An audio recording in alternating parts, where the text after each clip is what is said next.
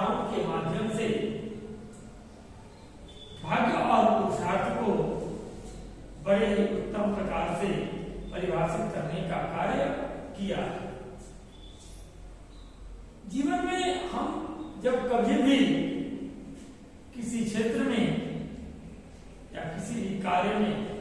असफलता को प्राप्त करते हैं तो हमारे मन में यह बार बार भाव उत्पन्न होता है कि हमारा भाग्य अच्छा नहीं है या यह कार्य हमारे भाग्य में नहीं लिखा हुआ है। पुरुषार्थी व्यक्ति भाग्य को कोसने का कार्य नहीं करता है, वो अपने पुरुषार्थ के बल पर, अपनी दृढ़ संकल्पता के बल पर, वह कठोर परिश्रम से अपने भाग्य का उदय करने का कार्य करता है। भाग्य का उदय तो तभी हो सकता है जब हम दृढ़ संकल्पी हो, कठोर परिश्रमी हो, कठिन से कठिन कार्य को करने में हमें थोड़ा भी आलस्य का अनुभव न हो। किसी भी क्षेत्र में कार्य करने के लिए हम सदैव तत्पर हो और हमारे मन में यह विचार हो कि इस कार्य को कहीं न कहीं हम कर सकते हैं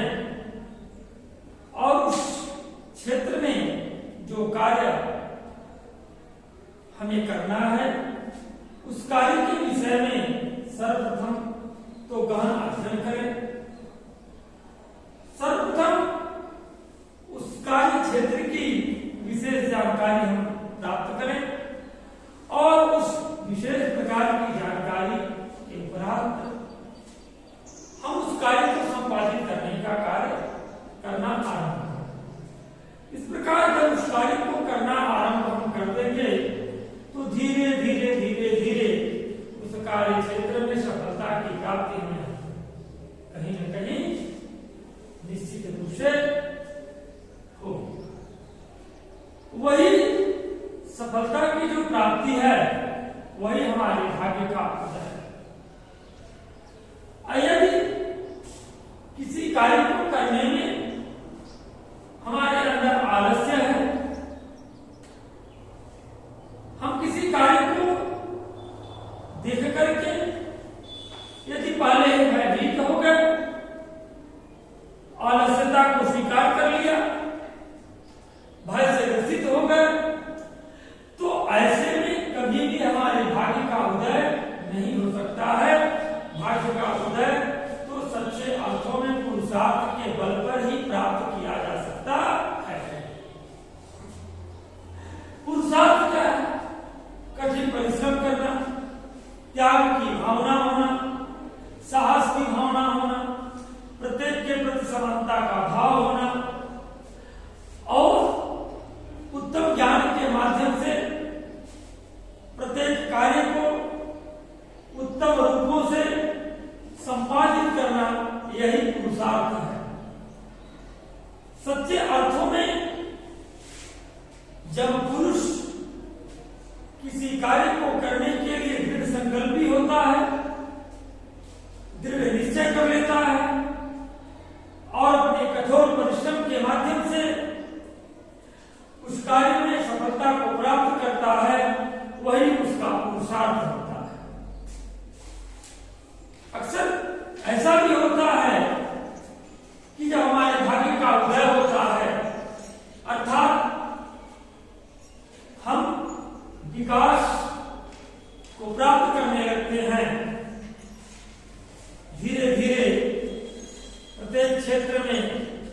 हमारे विकास की जो गति है वह तीव्र होने लगती है। उदाहरण के लिए शिक्षा के क्षेत्र में धीरे धीरे अच्छी से अच्छी शिक्षा को प्राप्त करना, उत्तम ज्ञान के माध्यम से उत्तम प्रकार की डिग्रियों को प्राप्त करना, अपने परिश्रम के माध्यम से धनार्जन करना,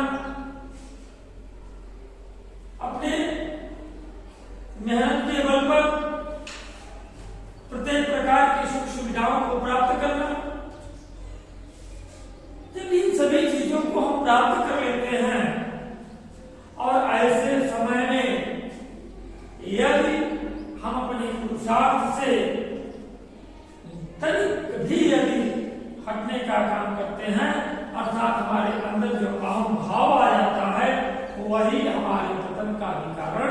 बनता है। भाग्योदय होने का मतलब यह है कि आप में और अत्यधिक सरलता आ जाए, आप में और अत्यधिक सरलता हो, आप में लोगों के प्रति अत्यधिक प्रेम भाव बढ़ जाए, सभी को एक समान दृष्टि से देखने का कार्य करें, सभी के प्रति मृदुभाषी बने। यदि इस प्रकार के कार्यों को करते हुए अपने चरित्र की उत्तमता का परिचय देते हुए समाज में प्रत्येक कार्यों को संचालित करने का कार्य करेंगे तो आपका भाग्य सदैव के लिए सिद्ध होगा। और यदि इस प्रकार का कार्य आप नहीं करते हो, अर्थात आप में अभिमान, दंभ, द्वेष, ईर्ष्या, पाखंड इत्यादि अनैतिक भाव यदि आपके अंदर उत्पन्न होते हैं तो इससे आपके भाग्य का जो उदय हुआ है वो अभी अस्त हो जाता है। तो पुरुषार्थी व्यक्ति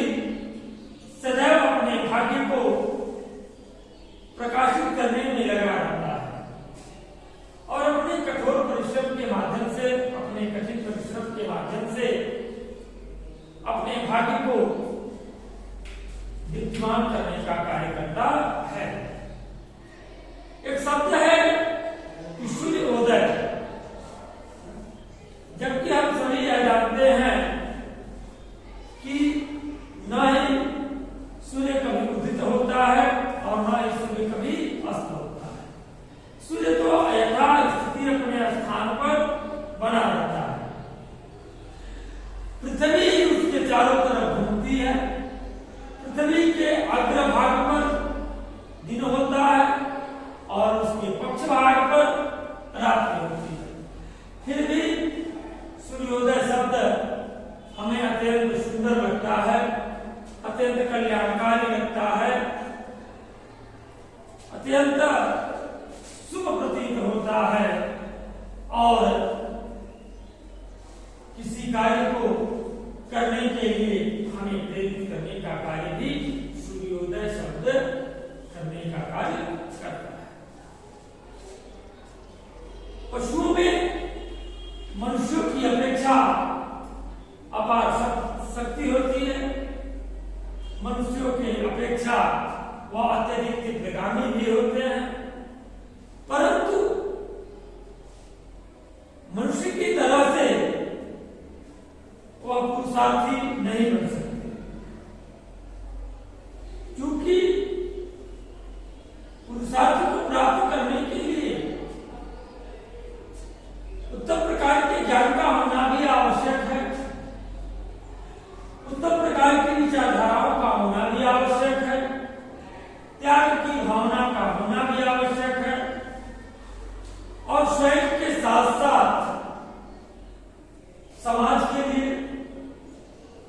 देश के लिए सदैव उत्तम प्रकार के भावों से बने रहने की भी जरूरत है। कहने का तात्पर्य है कि आज हम स्वयं के सुख को देखें और लोगों के सुख को विसराने का कार्य करें, अर्थात भूल जाने का कार्य करें, तो यह भी हमारा पुरुषार्थ नहीं होगा। पुरुषार्थ वही है कि जिसमें स्वयं के सुख के साथ साथ हम अन्य लोगों के भी सुख की चिंता करें, स्वयं के दुख के साथ साथ हम दूसरे के दुख को भी अपना दुख समझने का कार्य करें, अर्थात अपने सुख के समय में हमारे द्वारा किसी भी दुखी व्यक्ति को उपेक्षित न किया जाए, उस दुखमयता पूर्ण जीवन व्यतीत करने वाले व्यक्ति के प्रति भी हमारी भावात्मक प्रतिक्रिया जो है वह अत्यंत उच्च कोटि होनी चाहिए। समाज में दुखी वर्गों के प्रति, गरीबों के प्रति, लाचारों के प्रति, असहायों के प्रति भी हमारे हृदय में उत्तम सम्मान होना चाहिए और उत्तम भाव होना